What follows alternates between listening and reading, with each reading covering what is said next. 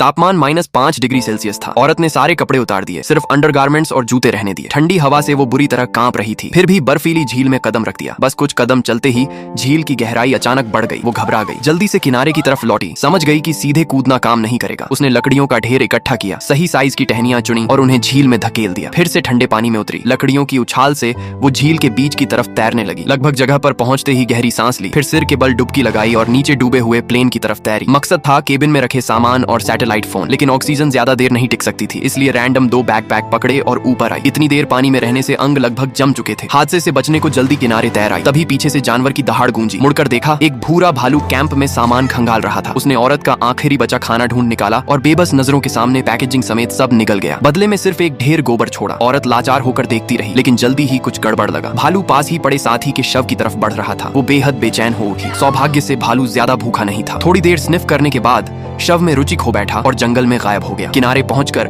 उसने तुरंत साथी का शव दफना दिया। कैंप लौटकर बैकपैक खोले, अंदर अमेरिकी डॉलर के मोटे मोटे बंडल, बिल्कुल सही सलामत, मगर उस पल पैसे कागज के टुकड़े से ज्यादा कुछ नहीं थे। जरूरत थी पानी और खाने की। कैंप के पास ताजा पानी था, पर गंदा और जानवरों के मल से भरा। पीने से पहले उबालना जरूरी था। दिक्कत ये कि आग जलाना नहीं आता था। पास सिर्फ पैसों का बैग बचा था। एक जबरदस्त आइडिया दिमाग में कौंधा। उसने एक बंडल खोला, नोटों का ढेर लगाया, फिर चश्मे को लेंस की तरह इस्तेमाल कर सूरज की किरणें केंद्रित की। जल्दी ही धुआं उठने लगा। देखते देखते उम्मीद की लौ जल उठी। बाद में प्लेन के मलबे का टुकड़ा उठाया, पत्थरों से पीट पीट कर बर्तन जैसा आकार दिया, झील का पानी डाला और उबाल लिया। ठंडा होने पर बोतल में भरकर प्यास बुझाई। पानी का मसला हल हुआ तो सुई धागे से सादा फिशिंग रॉड बनाई। हैरानी की बात, एक बेवकूफ मछली सचमुच चारा निकल गई। जल्दबाजी में खींचा, पर नाजुक सूती धागा वजन नहीं सह सका। मजबूरन जंगल में गहराई तक जाना पड़ा। सौभाग्य से ज्यादा दूर नहीं गई थी कि तरह तरह के जंगली बेरीज से भरी झाड़ी मिल गई। रंगों के हिसाब से छांट कर अलग अलग बोतलों में भरकर कैंप लाई। भूख से मुंह में पानी भराया, तुरंत खाने लगी, लेकिन उसे नहीं पता था कि ये जंगली बेरीज जहरीले थे। रात को उल्टी दस्त शुरू हो गई। आखिरकार थक हार कर बेहाल हो गई।